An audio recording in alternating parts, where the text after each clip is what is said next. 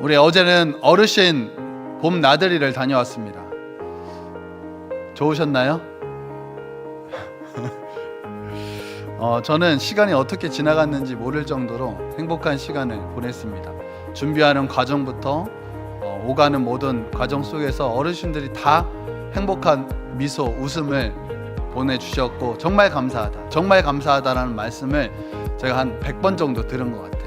그래서 다녀왔는데 힘든 것보다 오히려 제가 더 힐링을 얻었던 그런 시간이었나 생각해 봅니다. 앞으로도 더 건강한 모습으로 함께 나들이도 가시며 또한 함께 신앙생활하는 우리 모든 강남대청 하늘 가족 될 수 있기를 소망합니다.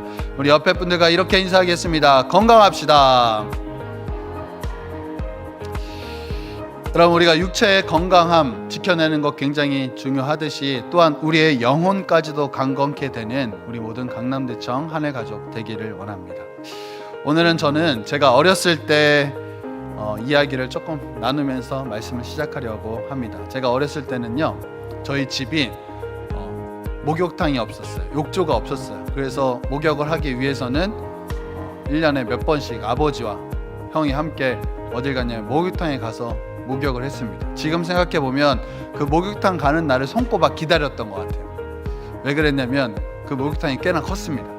특별히 냉탕이 컸어요. 어렸을 때라 냉탕에 가면 뭘 해야 되죠? 수영을 해야 돼요. 그래서 그곳이 저의 수영장이라서 먼저 좋았었고, 두 번째는 제가 어렸을 때 아버지가 굉장히 엄하셨던 분인데 그런 아버지께서 자신의 등을 내 보이면서 도와달라고 그렇게 요청했던 것이 저의 어렸을 때 마음으로는 굉장히 뜻 있는 그런 시간이어서 좋았습니다. 세 번째는 항상 목욕을 다 끝나고 나서 아버지께서 사주셨던 게 있어요. 바나나 우유, 통통한 바나나 우유, 지금도 판매하고 있는 그 바나나 통통한 우유를 사주셔서 그거 먹으려 더 갔던 것 같아요. 근데 지금 생각해보면 그 모든 세 가지 내용이 저로 하여금 기분 좋게 했지만 지금도 잊혀지지 않는 기분 좋은 느낌이 있어요. 아마 여러분들도 그런 경험을 해보셨으리라 생각이 드는데, 굉장히 추운 겨울 목욕탕에서 목욕하고 딱 나왔을 때 느껴지는 그 상쾌함 아시나요? 목욕하시는 분들은 아실 거예요. 근데 그게 너무나도 제가 기억이 납니다. 머리부터 발끝까지 겉과 속 모두가 깨끗해지는 그런 느낌, 그 느낌을 잊을 수가 없습니다. 우리는 그 육체의 상쾌함을 기억하듯이 우리 신앙인들은요, 육체의 그 상쾌함보다 더 시원한 영혼의 상쾌함을 바라며 살아가야 한다라는 사실입니다.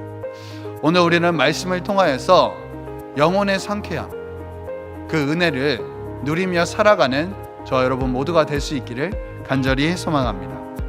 우리는 몸이 더러워지면 하루에도 몇 번씩 몸을 씻습니다. 그에 비해서 영혼의 청결함에 대해서는 좀 무딘 것 같아요. 관심이 없다 표현할 수도 있습니다. 내가 지금 어떠한 상태에 있는지 알아보려고 하지도 않고, 심지어 내가 지금 영혼이 좀 더러워졌다는 사실을 알매도 불구하고 그것을 씻어내려는 노력을 하지 않는다라는 것입니다. 그것은 목사인 저 역시도 마찬가지입니다. 제가 이전 교회에 사역했던 내용, 한 사건에 대해서 여러분과 함께 공유를 해보려고 하는데요. 이 사건은 제가 지금 한 40년 정도 살았는데 그 가운데 가장 저에게 충격이었고 지금도 뇌리에 기억이 남는 그 사건을 여러분과 함께 공유해 보려고 합니다. 제가 예전에 교회에서 사역했을 때 가장 큰 사역을 맡았던 거는 중보기도 담당 교육자의 사역이었습니다. 100여 명의 단원들을 관리하고 교육하고 그들에게 끊임없이 매일처럼 모여서 교회에서 그렇게 기도할 수 있도록 하는 그런 교육들을 해 나갔는데요. 그런 교육들은 시스템 상으로 하면 누구나 할 수 있는 일이었지만 저에게 특별하게 부여한 일은 무엇이었냐면, 그 교회에서 유일하게 저만 할 수 있었던 일이 있었어요. 그건 어떤 일이냐, 성도님들이 기도 카드를 작성하셔서 기도함에 기도 카드를 넣었는데 그것을 수거하는 일은 오직 저만 할 수 있었어요. 왜 그러냐, 그 기도함을 열 수 있는 열쇠가 저한테만 있었어요. 근데 왜 그렇게 하자고 제가 권했냐면 기도 카드의 내용이 누설이 되면 안 된다. 그래서 비밀 유지를 하기 위해서 그 열쇠는 담당 교육자인 저만 가져야겠다 해서 그렇게 시작을 했습니다. 근데 그때부터 성도님들이 기도 카드가 보안 유지가 되는구나 생각하면서 그 기도 카드를 넣기 시작하셨습니다.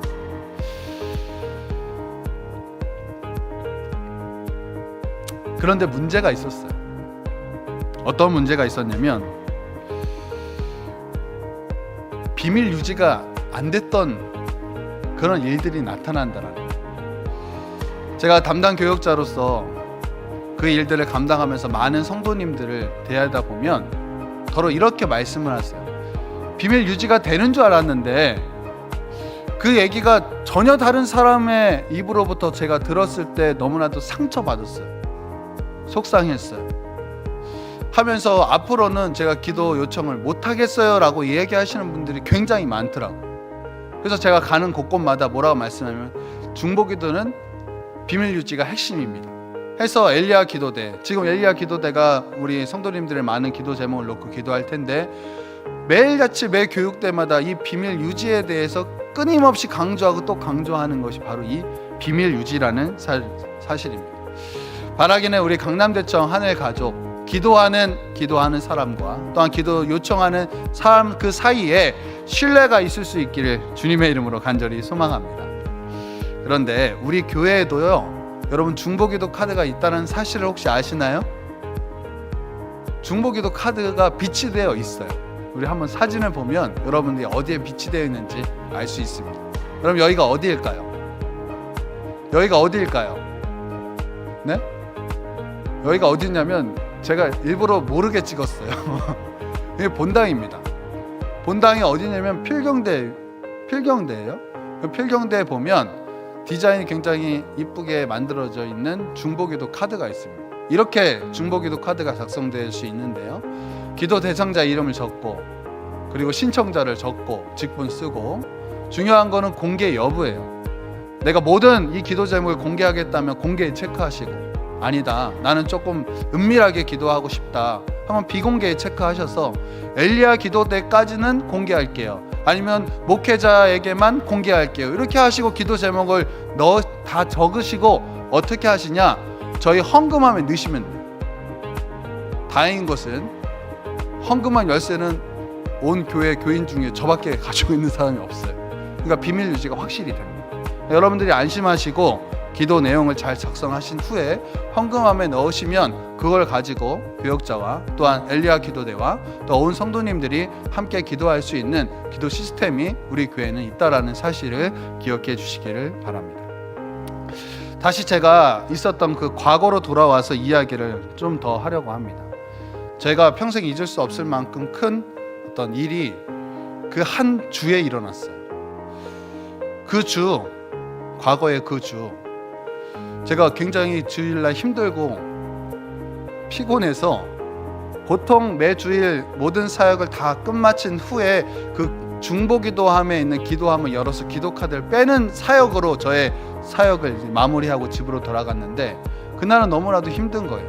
그래서 기도함을 체크하지 않고 집에 들어갔습니다. 근데 문제는 뭐냐면 주일날 들어가는데 월요일은 교육자가 쉬잖아요. 그러면 그 기도카드가 만약에 있으면 월요일을 지나고 화요일이나 발견할 수 있는 것입니다. 근데 그날 그 주에 따라서 제가 화요일 아침 일찍 여신도에 운행이 있어서 화요일 아침에도 확인을 못했어요. 물론 기도카드가 그 가운데 들어와 있지 않으면 아무런 문제가 되지 않는 일이었습니다. 그런데 여신도 모임 그 가는 길에 중보기도 부장님이셨던 한 권사님께서 저에게 질문을 하셨어요. 어떤 질문을 하셨냐면, 목사님 주일날 긴급카드 들어온 거 있지 않아요? 라고 물어보셨어요.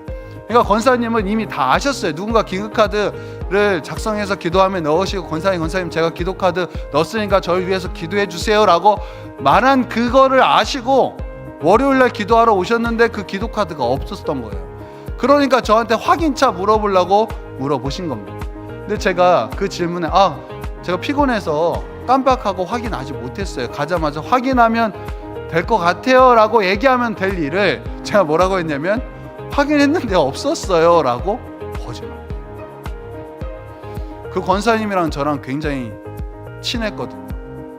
근데 그 모임, 여신도 모임 하는 내내 얼굴을 쳐다볼 수가 없었어요. 근처에 가기도 어려웠고 혹여나 저한테 더 뭔가 물어볼까봐 무서워서 막 피하고 있었던 저의 모습을 경험했어요. 근데 여신도 모임이 다 끝났습니다. 제가 어디로 갔을까요? 중보 기도함에 싹 갔어요. 아무도 없는 것을 보고 몰래 갔어요.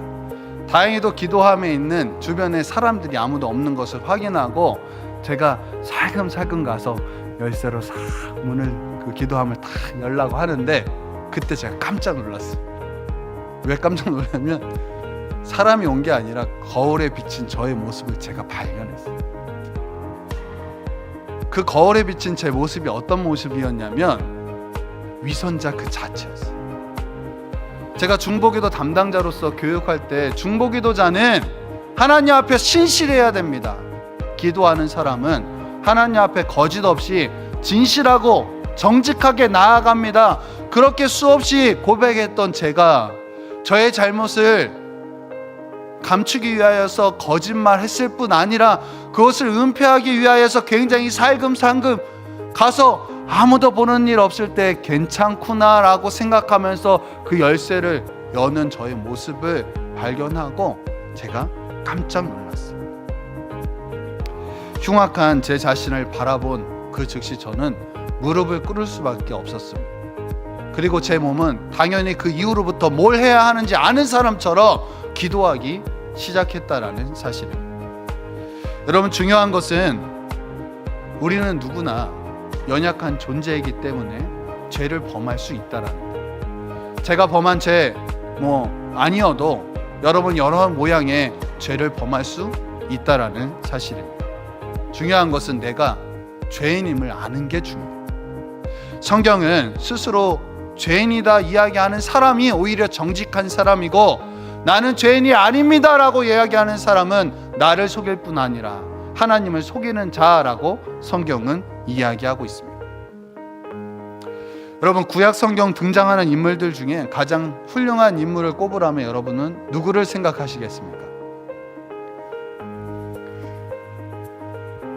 많은 사람들이 다윗을 이야기할 것이라 생각이 듭니다. 그는 하나님께 인정받았던 믿음의 영웅이었고 또한 죽음의 순간 앞에서도 자신의 믿음을 흔들리지 아니하고 하나님만 바라봤던 그런 인물이었습니다. 하지만 그도 죄 앞에서만큼은 꼼짝할 수 없었던 연약한 존재였다라는 사실이죠.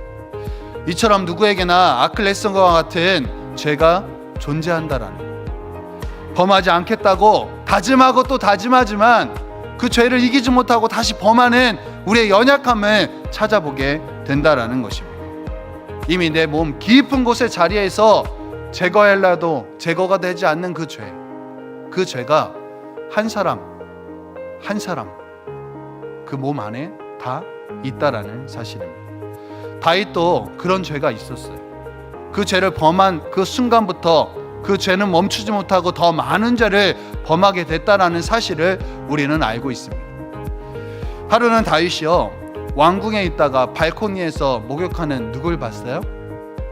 밧세바를 봤어요. 근데 다윗이 그 밧세바를 보고 한눈에 반하게 됩니다. 저 여인이 누구인가 해서 사람을 시켜서 아마 조사를 했을 것이고 밧세바가 유부녀인다라는 사실도 아마 알았을 거예요. 하지만 다윗 그럼에도 불구하고 밧세바를 얻기 위하여서 온갖 수단과 방법을 동원했어요. 그 결과 다윗과 밧세바 사이에서 아기가 생겨나게 됩니다. 그러자 다윗이 어떻게 했습니까? 자신의 잘못을 뉘우친 것이 아니라 밧세바의 남편인 우리아를 가장 전쟁 일선으로 보내서 그렇게 죽게 만든다라는 거예요. 그렇게 죄를 범하면서까지도 밧세바를 아내로 취하려고 했던 다윗. 근데 나단 선지자가 와서 다윗에게 꾸짖기 전까지 자기가 어떤 잘못을 했는지를 알았어요, 몰랐어요? 몰랐다라는 거예요. 마치 브레이크가 고장난 폭주 기관차처럼 죄를 범했던 다윗.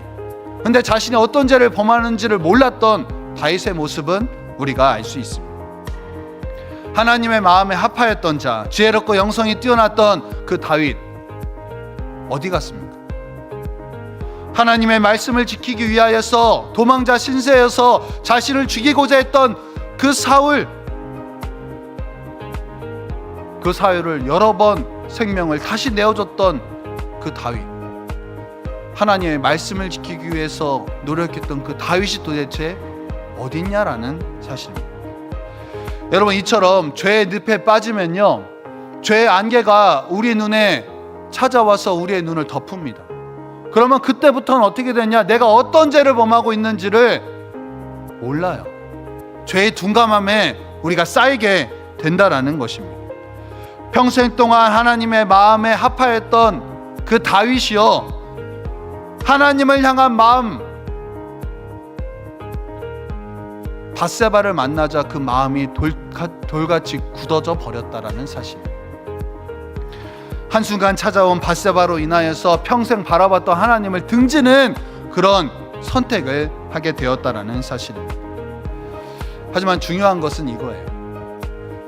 죄를 범할 때 우리의 눈, 죄의 안개가 가리워지만 언젠가는 그 죄의 안개가 거쳐지게 된다라는 사실입니다. 그럼 죄로 지어서 얻었던 행복들이요, 찔림으로 찾아오게 된다라는 것. 죄로 인하여서 내가 얻었던 많은 것들이 오히려 그것이 나의 삶 가운데 찔림으로 다시 돌아오게 된다라는 것입니다. 아름다운 밧세바를 볼 때마다 자신의 충신이었던 우리아가 생각났을 것이고, 밧세바와 함께 그렇게 얻게 되었던 첫 자녀의 죽음을 떠올리면서 아파하고 슬퍼하고 때로는 숨고 싶고 하나님으로부터 도망치고 싶었던 그의 심정이 분명히 존재했을 거라는 사실입니다. 하지만 하나님의 시선으로부터 도망칠 곳은 그 어디에도 없었다라는 사실이죠. 사랑하는 성도 여러분, 이 세상에 은밀한 죄는 없음을 기억할 수 있기를 소망합니다. 내가 내 입을 닫는다 하더라도 그것이 은밀한 죄가 되는 것이 아니라는 것. 오히려 은폐하려 할수록 그 죄는 점점 커지게 됩니다. 왜냐? 죄를 숨기기 위해 또 다른 죄를 범하기 때문입니다. 여러분, 죄의 늪에 빠졌을 때 허우적대는 것이 아니라 오히려 그 죄를 하나님 앞에 고백하는 신앙의 지혜가 있기를 주님의 이름으로 간절히 소망합니다. 근데 우리가 우리의 죄를 하나님 앞에 고백하지 않으면 시간이 지날수록 우리의 영혼에는 악취가 날 뿐 아니라 더러운 오물을 뒤집어 쓰게 된다라는 사실입니다. 하지만 사랑하는 성도 여러분, 그럼에도 불구하고 하나님 앞으로 나아가는 저 여러분 모두가 될 수 있기를 간절히 소망합니다. 우리가 거룩하신 하나님과 더불어 살아가기 위해서는 어떻게 해야 되냐? 우리의 죄를 하나님 앞에 가지고 나아가야 한다라는 사실입니다. 우리가 거룩하신 하나님 앞에 나아가기 위해서는 먼저 우리가 거룩해져야 됩니다. 그리고 우리가 거룩해지기 위해서는 우리의 모든 죄를 하나님 앞에 가지고 나아가야 한다라는 사실이죠. 그럼 하나님께서는 거룩한 그 흰옷으로 더러워진 우리의 오물들을 깨끗이 씻어주시고, 그렇게 씻어주실 때야만 우리가 비로소 거룩해질 수 있게 된다라는 사실입니다. 그런데 문제는 우리가 우리의 죄를 고백하지 못한다라는 게 문제예요. 고백하려고 하면 고백하지 말라고 누군가 막 속삭여요. 고백하지 마. 누군가 옆에서 들어. 누가 들으면 너한테 손가락질 할 거야. 그러니까 얘기하지 마. 너가 얘기하면 너 이중적인 사람인 걸 누군가가 다 알게 되고, 그러니까 얘기하지 마. 우리의 죄가 고백하면 고백할수록 내 안에서 내 스스로가 그것을 막으려고 한다라는 사실을 여러분들은 아마 경험해 보셨을 겁니다. 그 죄가 크면 클수록 얘기하지 못하도록 막는 그 힘은 점점 커진다라는 사실입니다. 근데 오늘의 본문의 말씀에 보면요, 다윗은 자신의 치명적인 죄를 하나님 앞에 고백하고 있는 것을 볼 수 있습니다. 오늘 본문, 어떻게 하면 다윗이 죄를 고백할 수 있었을까? 그 이유가 등장하는데요, 오늘 1절과 2절의 말씀입니다. 우리 1절과 2절의 말씀 함께 봉독하겠습니다. 하나님이여, 주의 인자를 따라 내게 은혜를 베푸시며 주의 많은 긍휼을 따라 내 죄악을 지워 주소서. 나의 죄악을 말갛게 씻으시며 나의 죄를 깨끗이 제하소서. 아멘. 성경 말씀에 보면 주의 많은 긍휼함을 따라서 하나님께서는 우리의 죄를 말갛게 씻어 주신다, 깨끗이 씻어 주신다라고 말씀하고 있습니다. 다윗은요, 이 사실을 알고 있었어요. 내가 지금 아무리 더러운 죄를 범했을지라도 주님의 그 많은 긍휼함의 그 은혜를 힘입어서 내가 말갛게 깨끗하게 씻어진다라는 그 사실을 다윗은 알고 있었기 때문에 하나님 앞으로 나아갈 수 있었다라는 사실입니다. 여러분, 죄 고백은요, 하나님의 은혜를 믿는 자가 하는 행위라는 사실입니다. 우리가 우리 죄를 고백하면 미쁘시고 의로우신 하나님께서 모든 불의로부터 우리를 깨끗하게 해 주실 거라는 사실을 믿는 사람이 죄 고백을 할 수 있다라는 사실입니다.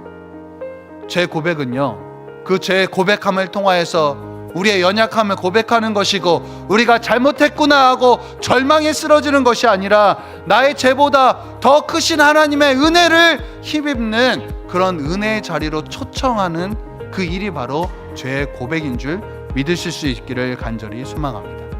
사랑하는 성도 여러분, 죄보다 크신 하나님의 은혜를 바라볼 수 있기를 간절히 소망합니다. 하나님의 사랑은 우리의 허다한 죄를 덮어주신다라고 말씀하셨습니다.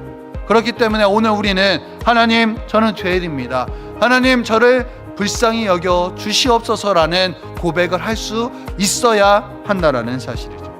그 고백을 할 때 바다보다 깊고 하늘보다 넓으신 하나님의 크신 긍휼하심, 그 은혜를 경험하고 살아가는 저 여러분 모두가 될 수 있기를 간절히 소망합니다.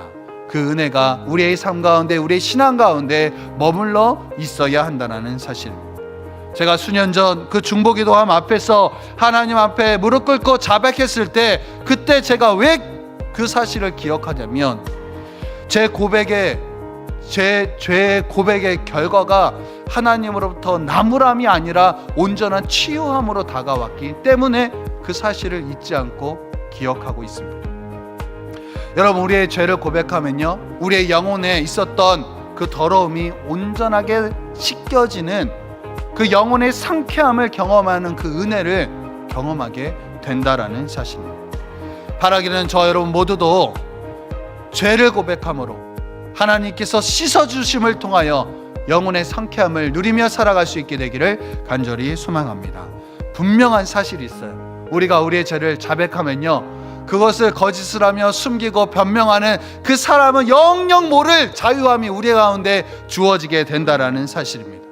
모든 우리의 무거운 짐 주님 앞에 내려놓을 때 주님께서 참 자유를 주신다라는 그 사실, 그리고 우리가 우리의 죄를 고백했을 때 하나님께서는 우리의 머리부터 발끝까지 씻어주실 뿐 아니라 은혜의 생명수로 우리를 덮어주신다는 그 사실, 그 사실을 기억하며 살아가는 모두가 될 수 있기를 간절히 소망합니다.